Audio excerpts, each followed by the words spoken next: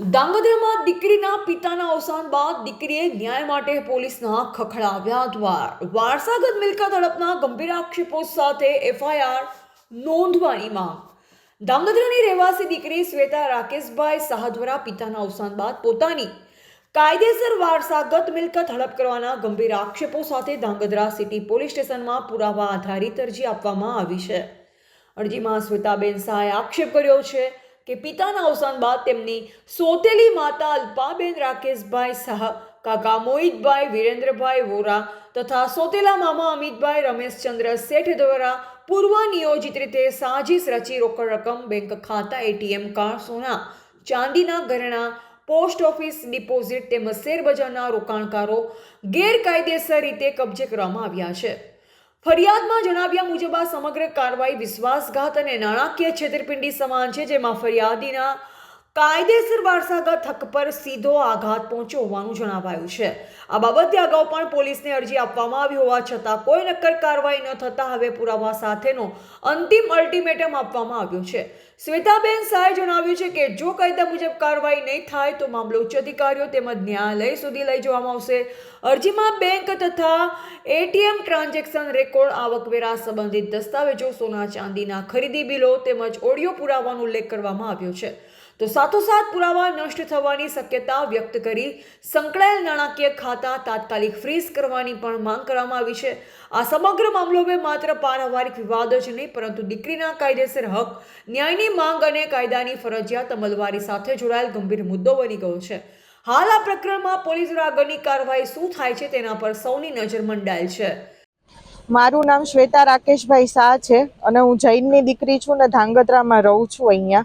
આજે હું અહીંયા આવી છું અરજી આપવા માટે। આની અગાઉ મેં અરજી આપેલી છે પણ કોઈ કારણોસર મને એમાં ક્યારેક ભૂલચૂક થઈ ગયેલી છે। આ બીજી વાર હું અહીંયા ન્યાય માટે આવેલી છું અને ન્યાય મને જોઈએ છે મારી બીજી મમ્મી સોતેલી માં અલ્પાબેન રાકેશભાઈ શાહ।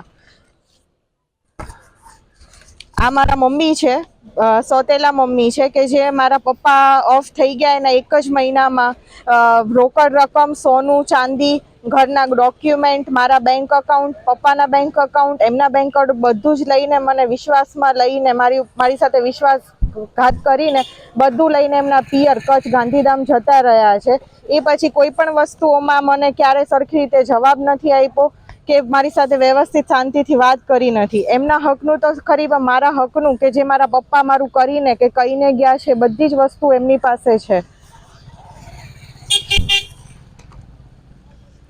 આ મારા કાકા છે મોહિતભાઈ વિરેન્દ્રભાઈ વોરા જે અમદાવાદ રહે છે અને મારા સંબંધમાં મારા કાકા થાય છે, કઝિન કાકા।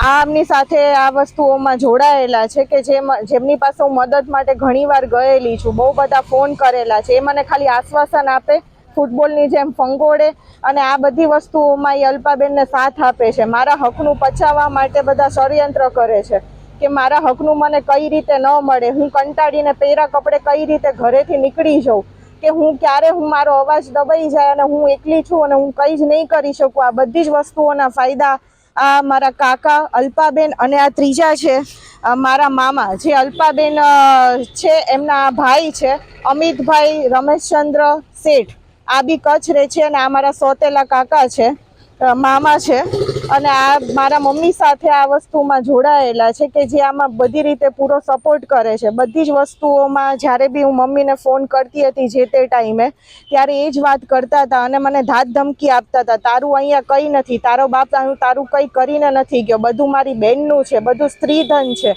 તો આજે હું તમને ખાલી એટલી જ માગણી કરું કે શું મારો હક નથી?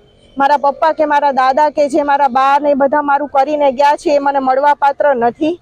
આજે હું સમાજ પાસે, પોલીસ પાસે આજે વસ્તુ માટે હું માંગણી કરવા આવી છું કે મને મારા હક મળવું જોઈએ કે મને ન મળવું જોઈએ। અલ્પાબેનના હકની વાત નથી, જે મારા પપ્પાના હક છે, જે મારા પપ્પા મારા માટે કરીને ગયા છે, હું એમની દીકરી છું, તે વસ્તુ મને મળવી જોઈએ કે ન મળવી જોઈએ કે મારો અવાજ દબાવવો જોઈએ?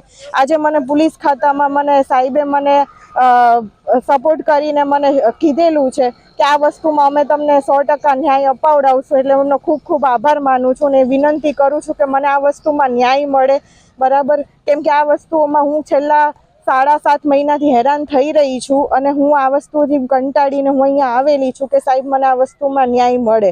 અને આ સમગ્ર બધી દીકરીઓ માટે ને બધા સમાજ માટે છે કે આ વસ્તુમાં મારા આ વસ્તુઓથી જો ન્યાય મળશે તો બીજી મમ્મી કે જેના ઘરમાં છોકરીઓનો અવાજ દબાઈ જતો હોય, છોકરી કે છોકરા જેને આવો ત્રાસ થતો હોય છે, એના સગા મા બાપ ઓફ થઈ ગયા પછી આ બધા વસ્તુઓમાં એને ન્યાય મળશે અને સમાજમાંથી આ વસ્તુ દૂર થશે.